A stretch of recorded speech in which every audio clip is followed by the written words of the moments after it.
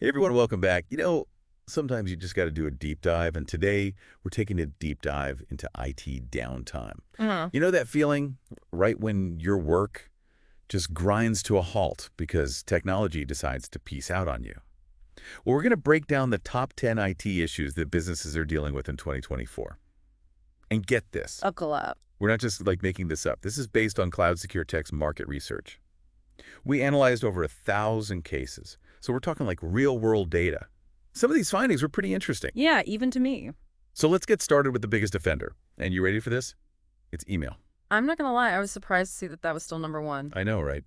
I really thought with all the advancements in cloud technology that email would be a little bit more reliable these days. But the data's right there. 15.6% of reported IT issues were related to email downtime. Think about that for a second. Almost 1 out of every 5 workdays. Email could go down.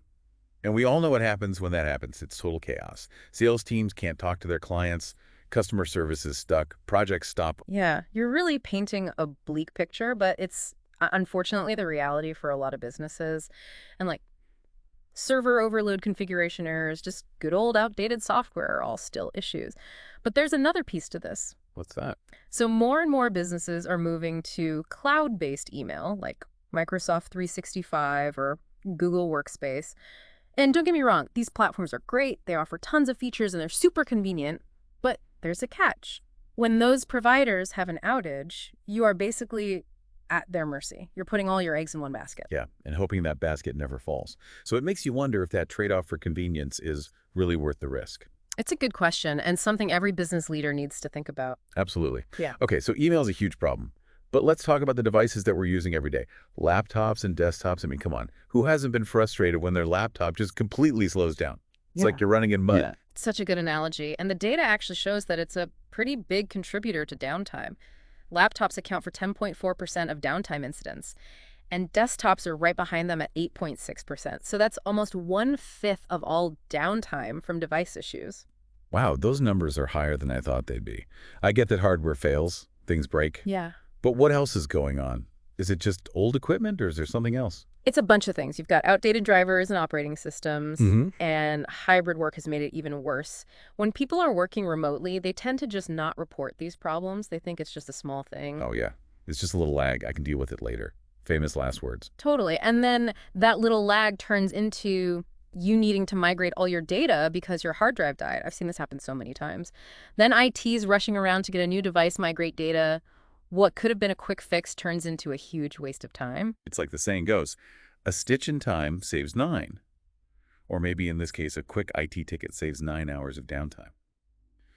Speaking of hybrid work and things not working quite right, let's talk VPNs. They're really important for remote work.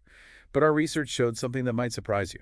Yeah, they're not as reliable as everyone thinks. Exactly. VPNs accounted for 5.3% of reported downtime. Now, that might not seem that high compared to email, but it's still a lot when you think about how much we rely on them, Yeah. especially for remote workers to access all the company resources. And as more companies are moving to hybrid and remote work, I think that number is going to keep going up. I think you're right. And our research even showed that there are certain months where VPN issues spike. Hold on, really. Which months are we talking about? Is there like a VPN flu season I need to know about? That's a really good way to put it. We saw the biggest spikes in March, Sure. April, and July. Interesting. Any ideas on why those months? Well, if you think about it, those months are usually when companies have more work than usual. New fiscal years are starting, big projects are starting, and lots of companies are onboarding new employees or seasonal workers. That puts a lot of strain on VPN servers and infrastructure. So it's like a scalability issue. The systems can't keep up when things get really busy. Exactly. And businesses need to really consider that. If you're going to use a VPN to support your remote work, you need to make sure it can handle all that traffic, especially when things are busy. All right, so we've covered email devices and VPNs, all super important to how we work today. But what about the thing that makes all of that work? The network. The unsung hero until it crashes. So true. It's so easy to just assume the network will always be there Yeah. until the Wi-Fi goes out and then suddenly we're back in the Stone Age. So how much of a problem is the network when we talk about downtime? Well, our research showed that network issues caused 4.2% of reported downtime. That's more than I would have guessed. What are some of the main causes of network problems? It's kind of a mix of everything. Misconfigured hardware, outdated software problems with the ISP. Any one of those things can take down your whole system. We even found a case study while doing this research that really shows how bad it can be. It was a mid-sized company and they had a misconfigured VLAN. Wait, hold on. Before you go any further, can you explain what a VLAN is for those of us who aren't IT experts? Sure, think of it like a virtual traffic lane for your network. It separates different types of traffic like voice, data, video, and it can prioritize them. Okay, that makes sense. So this company, they messed up their traffic lane. What happened? Well, they created this digital roadblock. Oh, And unfortunately, the roadblock was right in front of their whole regional sales team. They were totally offline for 2 days. 2 days. Ouch. It was a disaster. And that's the thing about downtime. It's not just annoying, it actually costs businesses money. Lost sales, frustrated customers, missed deadlines. It can have a big impact. So knowing all that, what can businesses do to avoid this kind of nightmare? How can they be more proactive? Well, for starters, they should consider using software-defined networking, SDN. It lets you find and fix network issues way faster, like having a live traffic report for your network, so you can see where the problems are and reroute traffic. So it's about being flexible and adapting quickly. Exactly. Another thing is to have backup plans for when the internet goes down. Don't put all your eggs in one basket. I like that. Don't just rely on one thing. Make sure you have a backup ready. Right. And here's where things get interesting. Our research found something unexpected. It seems like downtime might actually be affected by the time of year. Wait, what? Downtime is seasonal. I never thought about that. Yeah, it's a new idea. We need more data to be sure. Right. But it's definitely interesting. We already talked about those VPN spikes in March, April, and July. And that could be because of things that happen at those times of year, like onboarding new employees or having more work because of certain projects.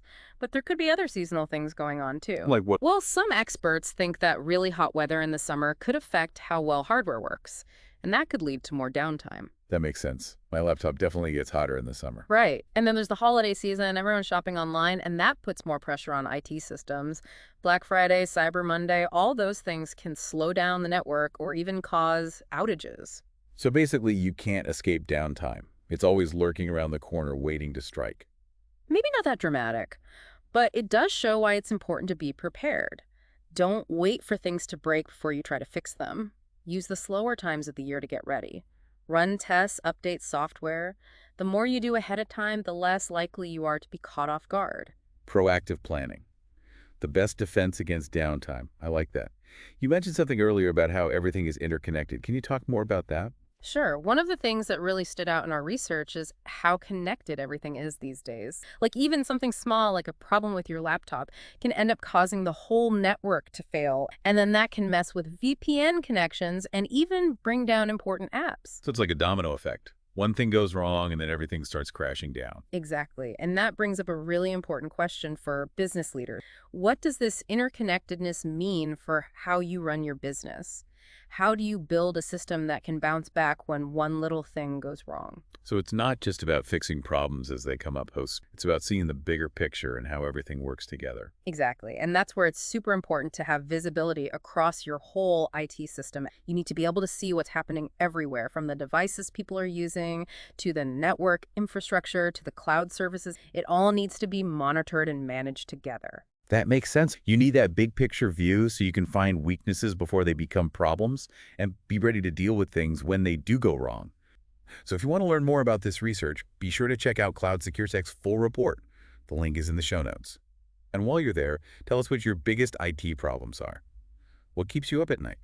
We're always looking for new challenges, so don't be shy. Maybe we'll even feature your question in our next deep dive. Until then, stay secure out there. And we'll catch you next time.